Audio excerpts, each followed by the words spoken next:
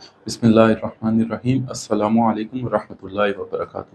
حضرت ابو سعید خدری رضی اللہ تعالیٰ عنہ بیان کرتے ہیں کہ سیدنا علی کرم اللہ وجہ الکریم نے یمن سے حضور نبی کریم صلی اللہ علیہ وسلم کی خدمت میں کچھ سونا بھیجا، اس میں مٹی بھی تھی، تو اللہ کے نبی صلی اللہ علیہ وسلم نے اسے 4 لوگوں میں تقسیم فرمایا: اقرا بن حابس، حنظلی، عیینہ بن بدر اور علقمہ بن علاثہ عامری میں۔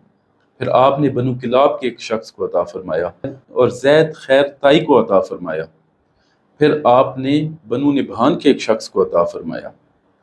تو حضرت ابن مسعود بیان کرتے ہیں کہ قریش ناراض ہو گئے، انہوں نے کہا کہ اللہ کے نبی نجد کے سرداروں کو عطا فرماتے ہیں اور ہمیں چھوڑ دیتے ہیں۔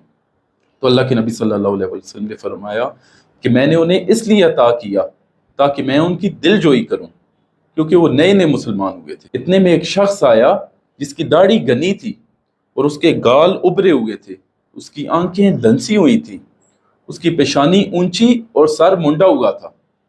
تو وہ آ کر کہنے لگا کہ اے محمد صلی اللہ علیہ وسلم، اتق اللہ، اللہ سے ڈریے۔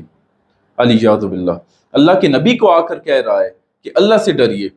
حضرت ابو سعید خدری بیان کرتے ہیں کہ اللہ کے نبی صلی اللہ علیہ وسلم نے فرمایا، اگر میں اس کی نافرمانی کروں گا تو پھر اس کی اطاعت کون کرے گا؟ اس نے دنیا میں مجھے اپنا امین بنا کر بھیجا ہے اور تم مجھے امین نہیں مانتے۔ بیان کیا جاتا ہے کہ بعض صحابہ نے کہا کہ اللہ کے نبی ہمیں اجازت دیجیے کہ ہم اس کی گردن اڑا دیں۔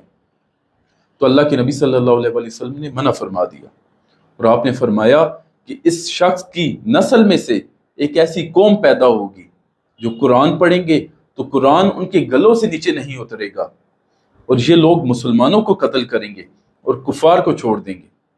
یہ لوگ اسلام سے ایسے نکل جائیں گے جیسے تیر شکار سے نکلتا ہے۔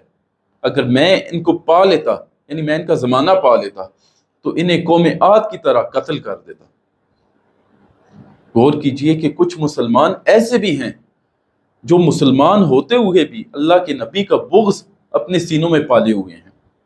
دعا ہے کہ اللہ تعالی ہمیں اس امت مرحومہ کو حضور کی محبت اور عشق سے مالا مال فرمائے۔ وآخر دعوانا ان الحمد للہ رب العالمین۔